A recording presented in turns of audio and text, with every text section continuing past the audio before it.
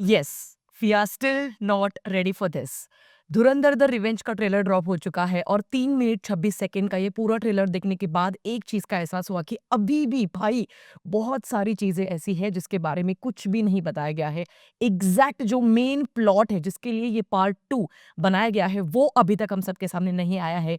And again peak detailing, भाई साहब, peak detailing. मैं मानती हूँ कि बहुत सारे स्पेकुलेशंस जो है वो इसके इर्द गिर्द किए जा सकते हैं, जैसे कि सबसे पहला ऑब्जर्वेशन, अब रहमान डकैत की मौत हो चुकी है, उसके बाद अब लियारी पे राज कौन करेगा, किसकी हुकूमत वहां पर चलेगी। ऑफ कोर्स हम सब लोग जानते हैं कि रणवीर सिंह वहां पर हुकूमत करेगा, बट वो कैसे वहां तक पहुंचेगा, कौन कौन सी चीजें एक्सप्लेन की जाएगी, ये सारी चीजें हमको इस वाले ट्रेलर में दिखाई दी। उसके बाद रणवीर सिंह का जो कैरेक्टर है उनकी बैक स्टोरी दिखाई जाएगी, यानी कि जसकीरत सिंह रंगी, और वो किस तरीके से फिर इस वाले लाइन में आ जाते हैं, किस तरीके से वो अपने देश के लिए लड़ने मर मिटने के लिए तैयार हो जाते हैं, ऐसा क्या हो जाता है उनके लाइफ में, ऐसी कौन सी बड़ी वो एक दुर्घटना होती है जिसके बाद उनको ये एक इंस्पिरेशन मिल जाती है, और किस तरीके से वो फिर अजीत डोभाल इनसे मिलते हैं। ये सारी चीजें भी हमको इसी वाले सेकंड पार्ट में दिखाई देगी। उसके बाद भाई साहब मेजर इकबाल के साथ 101 होने वाला है, बिकॉज ऑब्वियसली जो हमारा पहला एक दुश्मन था रहमान डकैत, उसकी मौत हो चुकी है। अब उसके ऊपर का जो दुश्मन है वो है मेजर इकबाल, और मेजर इकबाल के ऊपर जो बड़े साहब है वो आखिर कौन है,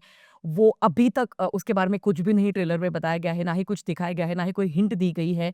बट क्या पता, मतलब शायद लोग ऐसा कह रहे हैं, मैं नहीं कह रही हूँ कि तीसरा वाला पार्ट जो आएगा वो वापस 4 जून को रिलीज़ होगा। समझने वाले को इशारा कॉफ़ी है भाई। मैं फ़िलहाल अगर इस वाले ट्रेलर के बारे में बात करूँ तो क्या ही ट्रेलर मतलब एडिट किया गया है। अगेन देखो, बहुत बार ऐसे होता है कि पहली वाली फ़िल्म अगर आप कोई बनाते हो बहुत बड़ी हिट हो जाती है, तो दूसरी वाली जब आप बनाते हो आपको उसके भी 10 गुना और आगे जाना होता है, और ये हर किसी को नहीं मुमकिन होता है। बट यहाँ पर आदित्य धर, भाई आदित्य धर, बिलीव मी, ये पूरा ट्रेलर देखने के बाद हर एक चीज़ को मैंने 0.5 की स्पीड पे देखा है। जिस तरीके से hand to hand combat sequences नज़र आ रहे हैं, ब्लास्ट के कुछ सीन्स हैं, 2 से 3 जगह पे लिटरली पूरे के पूरे इंसानों को जलाया गया है। ये सारी चीज़ें बहुत ही ज़्यादा अल्ट्रा प्रो मैक्स मोड में चली जाती है, जहाँ पर वॉयलेंस हमने इसके पहले बहुत सारी फ़िल्में देखा है। बट देखो क्या होता है कि कुछ-कुछ फ़िल्मों में वॉयलेंस बस एक इसलिए दिखाया जाता है, जैसे कुत्ते के सामने अगर हड्डी हम लोग डाल देते हैं, वो एक लालच के तौर पर। बट यहाँ पर बात हो रही है अपने देश के लिए लड़ने मिटने वाले उन धुरंधरों की, जिनको एक्चुअली कोई पहचान भी नहीं दी जाती, जिनको कोई बहुत बड़े-बड़े पुरस्कार नहीं दिए जाते।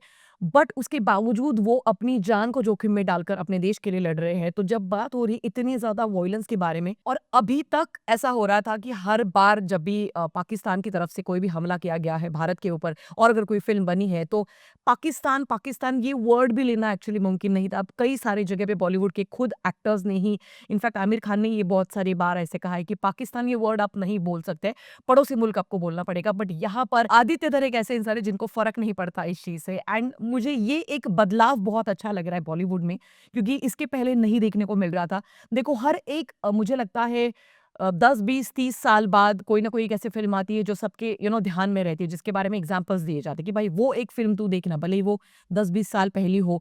बॉलीवुड में 2 से 3 ऐसी फ़िल्में हैं जिनके नाम हम लोग लेते रहते हैं हमेशा से, जैसे डीडीएलजे हो गई, या फिर जैसे शोले हो गई, जैसे दीवार एक फ़िल्म का बार-बार नाम निकाला जाता है। बट एक ऐसी फ़िल्म आती है जो पूरे भारत के सिनेमा इंडस्ट्री को बदल देती है, पूरे के पूरे नैरेटिव्स को जड़ से उखाड़ कर फेंक देती है।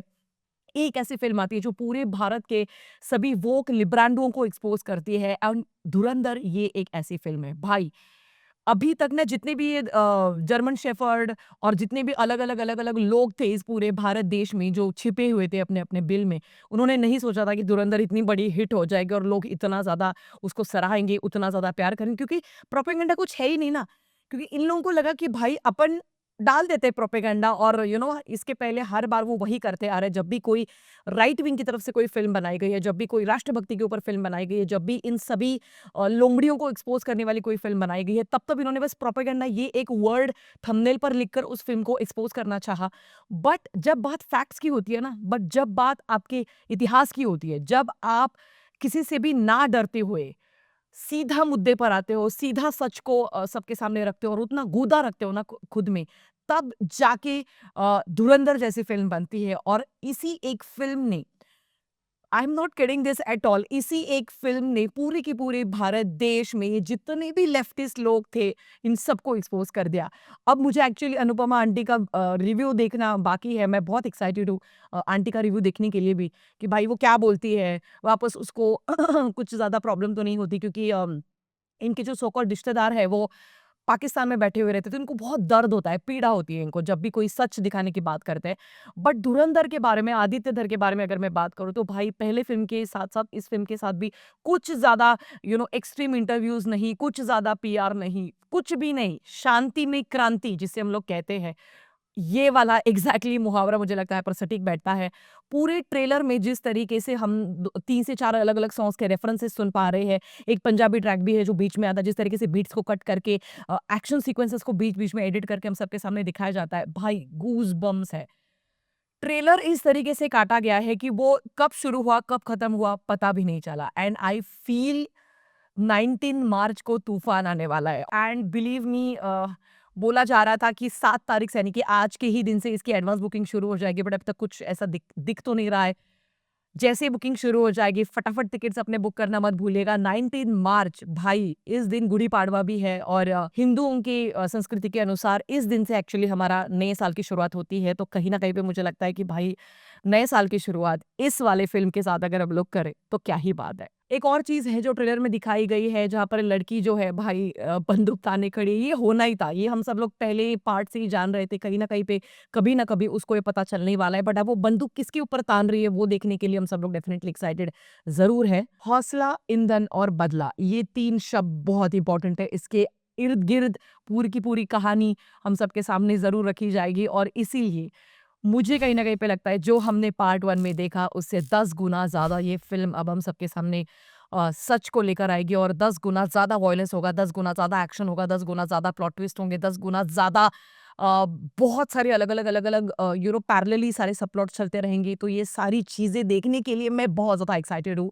एक ऐसी लाइन है जिसको देखने के बाद वापस एक बार उसको रिपीट मोड पे देखने का मन करा, और वो था, पाकिस्तान का मुस्तकबिल अब हिंदुस्तान तय करेगा। इस पूरी फ़िल्म के डायलॉग्स बहुत इम्पोर्टेंट है, क्योंकि हमने पहले पार्ट में भी देखे थे। घायल, घातक, बहुत सारे अलग-अलग रेफरेंसेस दिए गए थे। यहाँ पर भी बिल्कुल वैसे ही हो रहा है भाई, सेम वाइब आ रही है, और ये बहुत कम लोगों को एक्चुअली पॉसिबल होता है।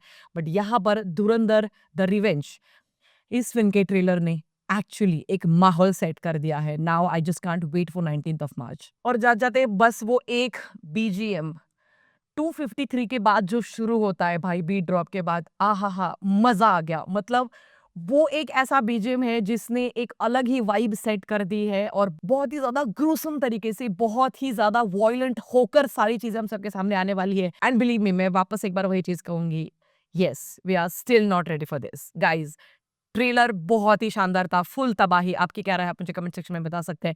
मिलेंगे अगले वीडियो में, तब तक के लिए ख्याल रखिएगा। Peace out.